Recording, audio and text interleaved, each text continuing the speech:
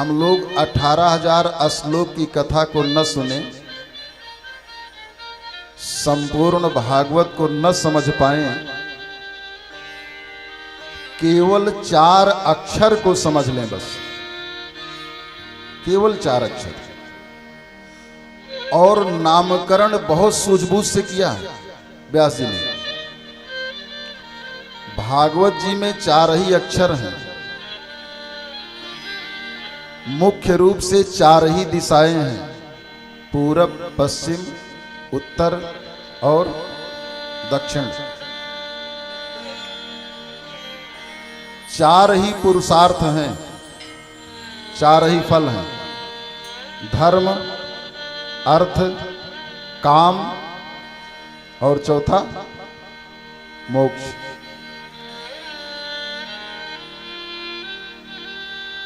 चार ही प्रकार की मुक्ति है। मुक्ति भी सायुज्य मुक्ति, सालोक्य मुक्ति, सारूप्य मुक्ति और सामीप्य मुक्ति। मुक्ति भी 4 ही है। 4 ही प्रकार के भक्त हैं, ज्ञानी, जिज्ञासु, अर्थार्थी। बड़ा सुंदर व्यास जी ने इसका नामकरण किया 4 अक्षर में भागवत। एक और बड़ा आध्यात्मिक बिंदु, अंतःकरण चतुष्टय भी 4 हैं, मन, बुद्धि, चित्त और अहंकार, ये भी 4 हैं। और भागवत में अक्षर भी 4 हैं। केवल 4 अक्षर हम समझ लें बस, समझ लो भागवत हो गई। और ये 4 अक्षर समझ में ना आए तो रोज भागवत सुनो, सुनते रहो। पहला अक्षर है भा। एक बड़े सिद्ध भागवत के रसिक ने कहा, बड़े अद्भुत संत थे, भा के कहे से भाग्य खुल जात जीवन के। प्रत्येक मानव के जीवन का एक ही रोना है, हमारे भाग्य में क्या है, हमारे भाग्य में कैसा है, हमारा भाग्य कब से। अच्छा एक और बात, जन्म से लेकर मौत तक भाग्य सुधरने का नाम नहीं ले रहा है। एक छोटा बच्चा है, वो भी दुखी है असमर्थता के कारण, परवश के कारण। जवान हो गया वो दुखी है, कामकाज नहीं है, आमदनी नहीं है, हम बढ़िया प्रोग्रेस नहीं कर पा रहे हैं।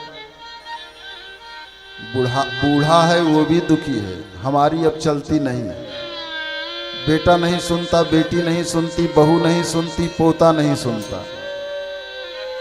देखो कितनी विचित्र बात है। हर व्यक्ति भाग्य का मारा है और अपने भाग्य को सौम्य और सुंदर बनाने के लिए हम दर दर भटकते हैं।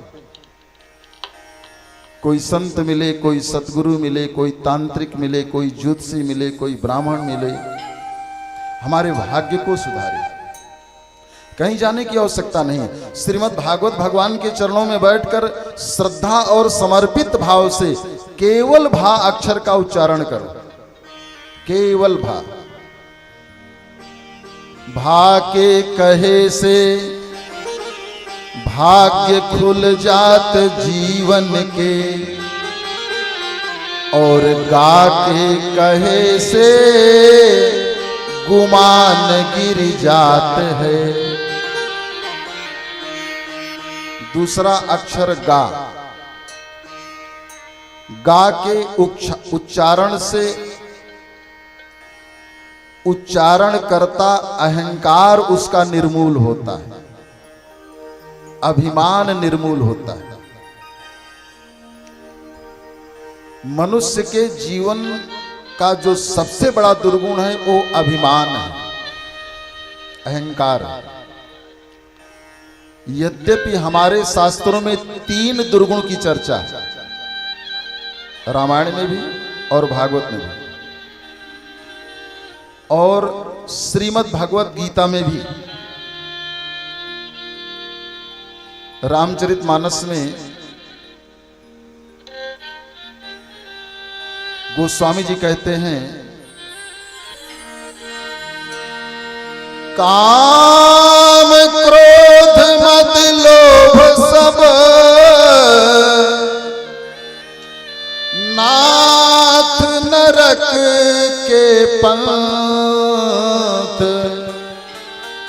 सब परिहरि रघुबीरहि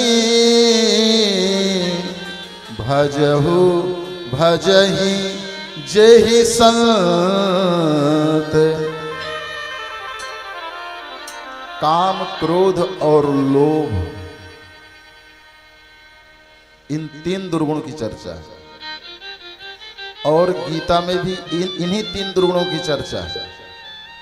भगवान श्री कृष्ण कहते हैं,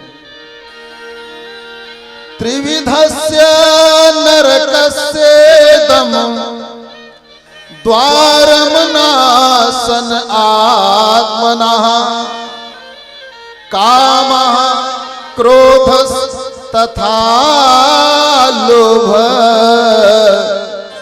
तस्माद् एतत्त्रयम् त्यजेत। मनुष्य के जीवन को बिगाड़ने के लिए ये 3 दुर्गुण, काम क्रोध और लोभ, नरक में जाने के 3 दुर्गुण, काम क्रोध और लोभ।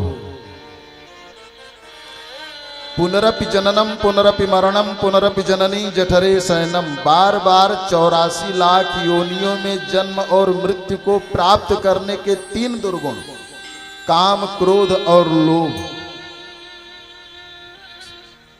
इस संसार सागर में फंसे रहने के 3 दुर्गुण, काम क्रोध और लोभ।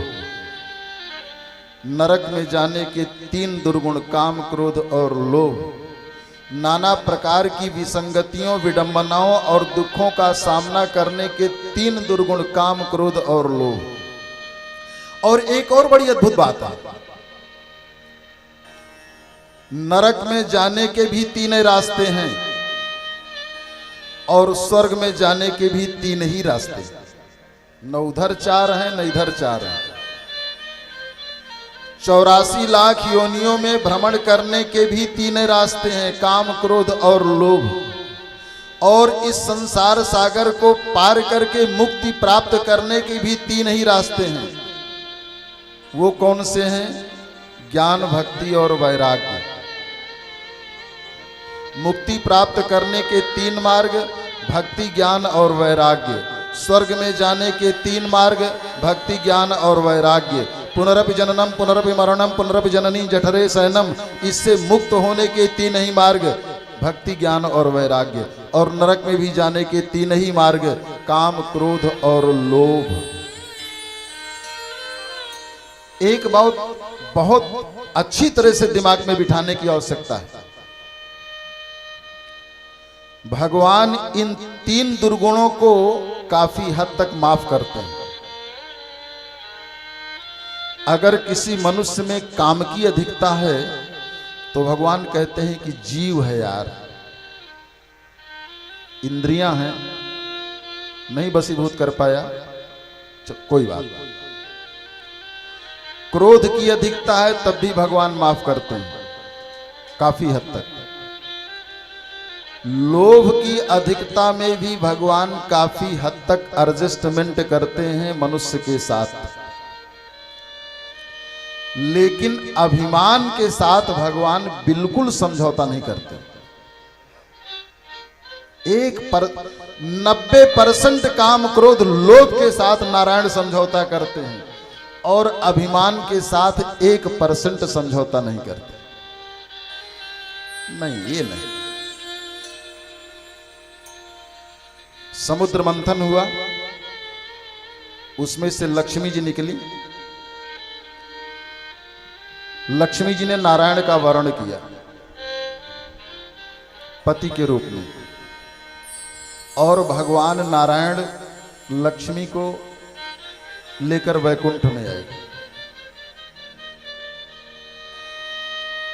रात बीती, सवेरा हुआ, माता लक्ष्मी हाथ जोड़कर खड़ी हो गई।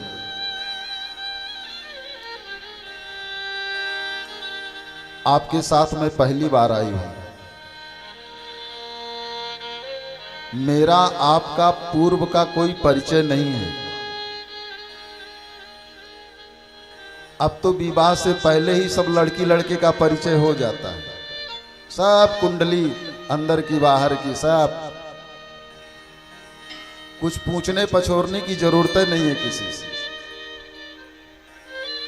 न बहू को सास से पूछने की जरूरत है कि इनके लिए कैसे खुश रहते हैं, न बेटे को सास ससुर से पूछने की जरूरत है कि तुम्हारी बेटी क्या पसंद करती है। सब पहले ही तालमेल हो जाता है।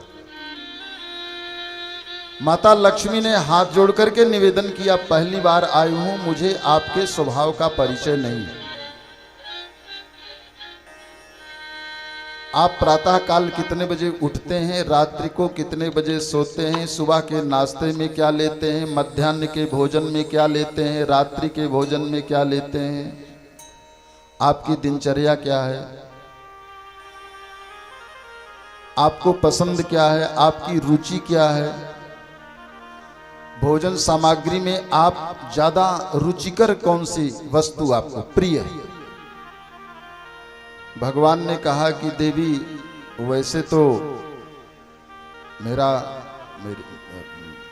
स्वाद से मेरा कोई प्रयोजन नहीं है, भोजन से भी मेरा कोई प्रयोजन नहीं है। लक्ष्मी ने कहा, प्रयोजन आपका नहीं है, प्रयोजन तो मेरा है, सेवा अधूरी रह जाएगी।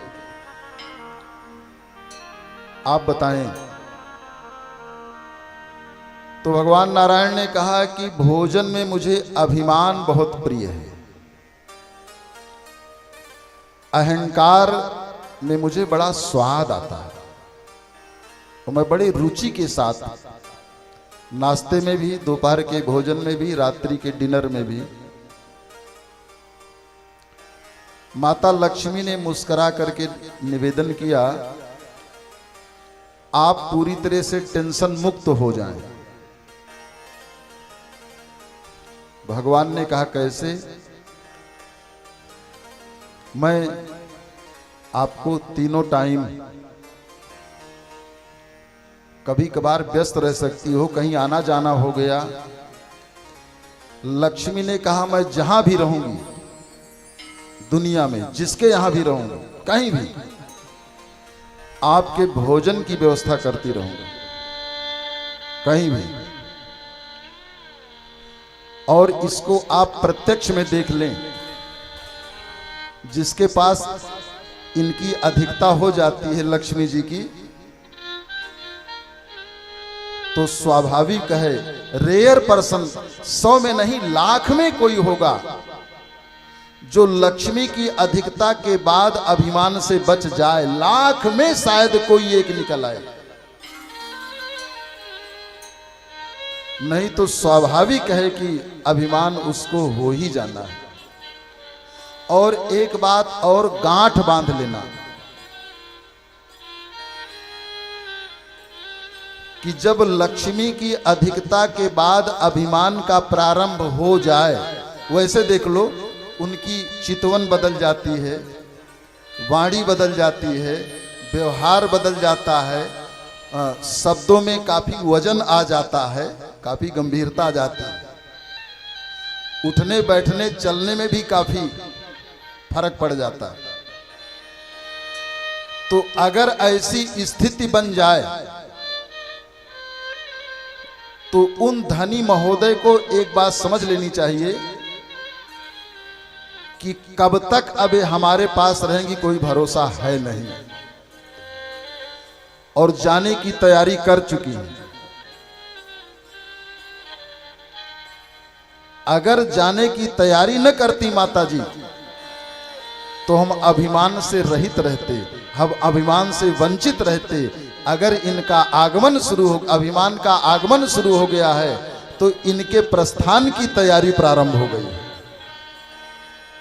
कब जाएंगी ये कोई नहीं कह सकता। इसलिए दूसरा अक्षर जो भागवत का है वो गा है।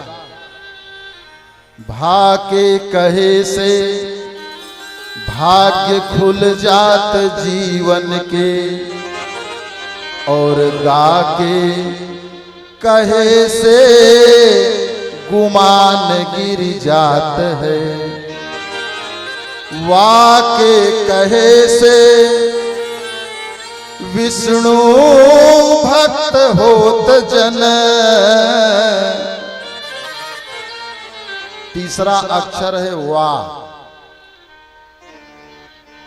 जब हम तीसरे अक्षर का उच्चारण करते हैं वा का,